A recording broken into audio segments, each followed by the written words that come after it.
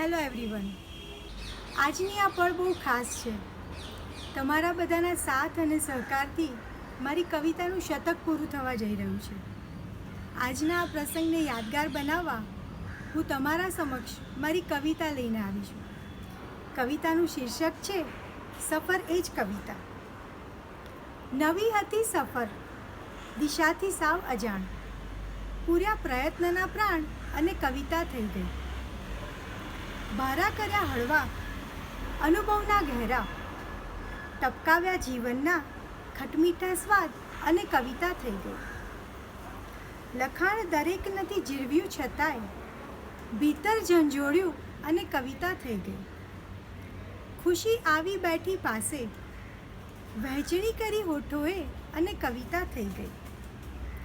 આઈનો મૂકી સામે પરિચય કર્યો નવેસરથી, પૂછ્યું તું કોણ છે અને કવિતા થઈ ગઈ. સંબંધો સિંચતા રહી જીવ્યા કર્યું એક ધારું, કુણી લાગણીઓ લણી અને કવિતા થઈ ગઈ. ચાંદ સૂરજને છૂટા રમતા મૂક્યા વાદળોમાં, આકાશને ગણ્યું આંગણું અને કવિતા થઈ ગઈ. હો ઘૂઘવાતા દરિયા કે ધીર ગંભીર નદી, ખારા મીઠામાં ક્યાંય ફરક ના કર્યા અને કવિતા થઈ ગઈ.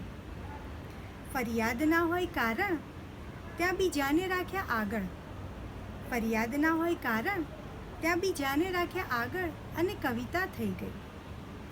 શબ્દોથી સજાવ્યા આકાશ વિંદતા ગુંબજ, ઝળહળ્યા રહીસીના રૂઆબ, આભાર માન્યો ઈશ્વરનો અને કવિતા થઈ ગઈ.